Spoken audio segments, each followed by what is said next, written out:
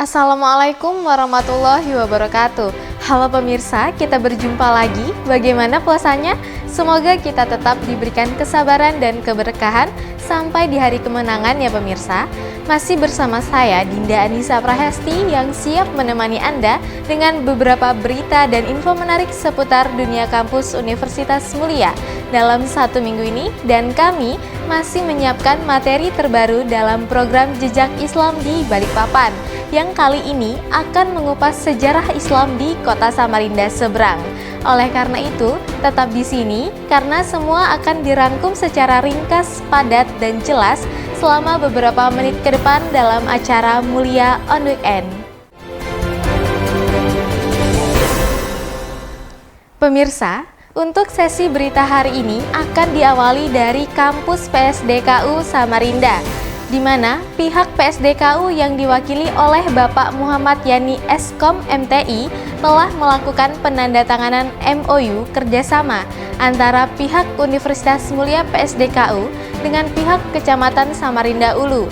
Dan menurut Kepala Camat Samarinda Ulu, Bapak Muhammad Fahmi SSOS MSI, diharapkan kedepannya dapat meningkatkan perjanjian dalam hal kerjasama peningkatan sumber daya manusia atau SDM, sarana dan prasarana, serta penelitian dan pengabdian masyarakat. Pemirsa, berita selanjutnya dari Kantor Peradilan Militer yang melakukan kunjungan ke Universitas Mulia yang dipimpin oleh Letda CHK Ungsi Horas Manik SHMH, di mana kunjungan kali ini sebagai dosen tamu untuk memberikan materi kuliah hukum pidana bidang militer kepada mahasiswa hukum semester 3 dan 4.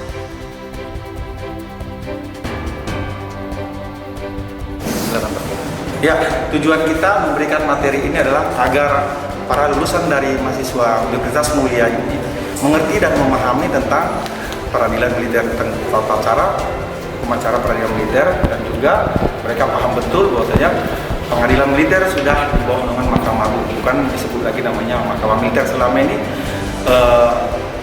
mahasiswa tahunya bahwasanya pengadilan militer itu persidangannya tertutup dan sangat menyeramkan, juga karena masih di bawah naungan Mabes TNI. Dan sehingga kita berharap dengan memberikan materi para mahasiswa paham betul tentang peradilan militer itu, bahwasanya kita sudah terbuka, dan saya harap juga nanti lulusan dari lulusan Universitas Mulia ini ada dari sini nanti hakim militer, panitera militer, dan mungkin dari hakim agung.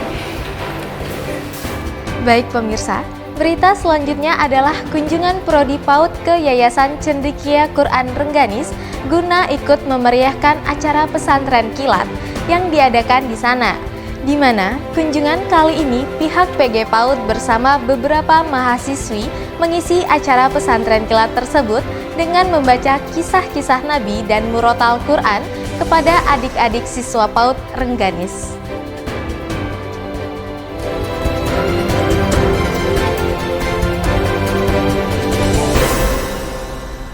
Baik pemirsa, dalam sesi entertain kali ini dari acara buka puasa bersama karyawan maupun sivitas akademik yang diadakan oleh pihak Universitas Mulia.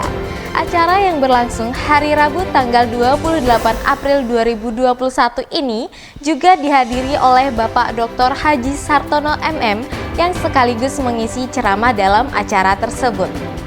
Pemirsa, berita selanjutnya adalah kunjungan Onyx Radio FM ke Universitas Mulia. Acara Roadshow Onyx ini langsung dipandu oleh MC andalan mereka, Rega Dinata, yang dimana pada kesempatan kali ini melakukan wawancara kepada dua orang kaprodi Universitas Mulia, yaitu Bapak Yusian Servanda Eskom Mkom dan Ibu Linda Fauziah Aryani SPD MPD.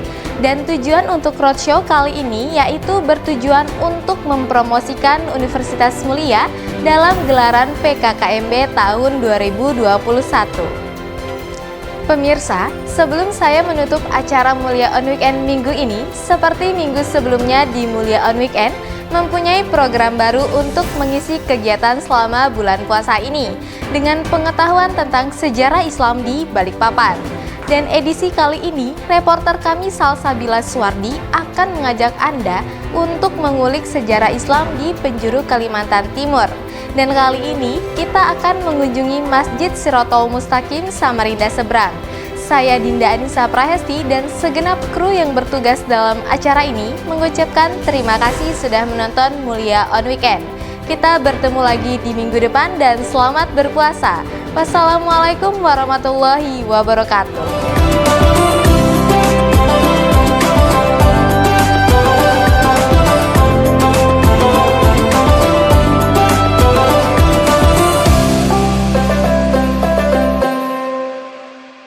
Assalamualaikum warahmatullahi wabarakatuh. Halo Sobat Mulia, dalam Jejak Islam episode kali ini, saya Salsabila Suwardi akan mengajak kalian untuk menyusuri dan mempelajari sejarah Islam yang ada di Samarinda, Kalimantan Timur. Dan jejak kita hari ini akan menyusuri dan mempelajari sejarah Islam di Masjid Shirathol Mustaqim. Nah, Masjid Shirathol Mustaqim ini tepatnya berada di Samarinda Seberang. Dan masjid ini adalah masjid tertua yang mengubah kebiasaan masyarakat dalam menjadi lebih baik lagi. Pada tahun 1880, Pangeran Said Abdurrahman bin Assegaf, seorang pedagang muslim dari Pontianak, datang ke Kesultanan Kutai. Ia memilih kawasan Samarinda Seberang sebagai tempat tinggalnya dan ditanggapi oleh Sultan Kutai saat itu, Sultan Aji Muhammad. Pada saat itu, Samarinda Seberang cukup dikenal sebagai daerah dengan aktivitas dan kebudayaan yang kurang baik, sehingga warga kampung hampir tidak ada yang berani ke kawasan ini karena takut. Namun, Pangeran Said mendatangi mereka untuk mengajak dan menjalankan syariat Islam. Akhirnya, Pangeran Said dan tokoh masyarakat di sini berunding untuk mencari jalan keluar agar masyarakat di sini dijauhkan dari aktivitas-aktivitas yang melenceng dari ajaran agama. Dan disepakatilah lahan seluas 2028 meter persegi ini dijadikan sebuah masjid. Setahun kemudian, pada tahun 1881, 4 tiang utama atau soko guru mulai dibangun oleh Said Abdurrahman bersama warga. Konon katanya berdirinya 4 tiang itu karena bantuan dari seorang nenek misterius yang hingga kini belum diketahui keberadaannya. Kala itu, banyak warga yang tak mampu mengangkat dan menanamkan tiang utama. Berkali-kali dilakukan, tetap saja gagal. Beberapa menit kemudian, datanglah seorang perempuan berusia lanjut. Dengan tenang, dia mendekati warga dan Pangeran Said untuk pulang ke rumah saja dan beristirahat. Ajaibnya, pada esok harinya, usai sholat subuh, warga berbondong-bondong mendatangi lokasi pembangunan masjid. Seperti tak percaya, 4 tiang utama telah tertanam kokoh. Setelah itu, Said Abdurrahman dan tokoh masyarakat melanjutkan untuk membangun masjid. Selama 10 tahun, pada tahun 1891 atau tepatnya pada 27 Rajab 1311 Hijriah, Masjid Shirathol Mustaqim pun selesai dari pengerjaannya. Dan imam masjid pertama yang memimpin sholat di sini adalah Sultan Kutai Aji Muhammad Sulaiman.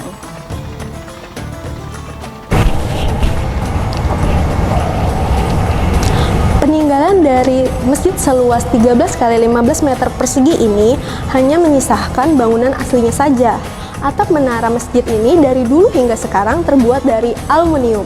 Hanya sedikit ditambah keramik di bagian dinding menara. Untuk tangga dan pintu menuju menara masih belum ada perubahan. Dondang, Kutai Lama, dan Loa Haru.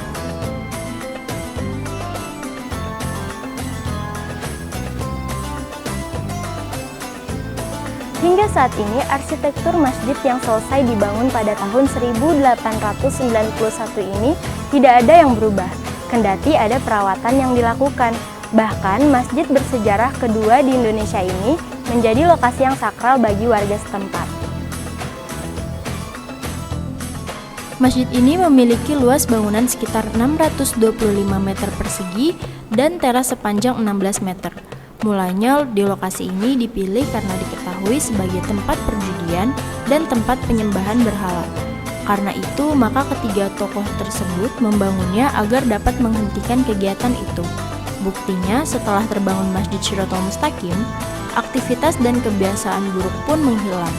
dan wilayah ini semakin populer di kala itu. Karena kepopulerannya, maka daerah tempat berdirinya masjid ini diberi nama Kampung Masjid dan kini menjadi Kelurahan Masjid.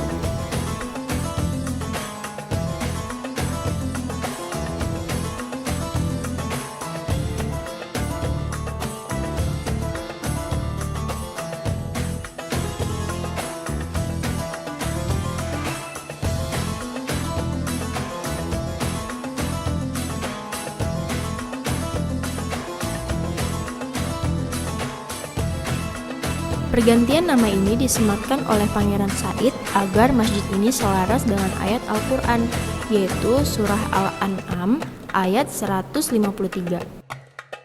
Dan bahwa yang kami perintahkan ini adalah jalanku yang lurus, maka ikutilah jalan tersebut. Dan janganlah kamu mengikuti jalan-jalan yang lain, karena jalan-jalan itu mencerai-beraikan kamu dari jalannya. Yang demikian itu diperintahkan Allah agar kamu bertakwa. Tonton terus Mulia on Weekend karena kita akan bertemu lagi minggu depan dalam program Jejak Islam, di mana kami akan memberikan informasi mengenai sejarah Islam yang ada di Balikpapan, Samarinda maupun daerah Kalimantan Timur lainnya. Saya Salsabila Suwardi pamit undur diri. Wassalamualaikum warahmatullahi wabarakatuh.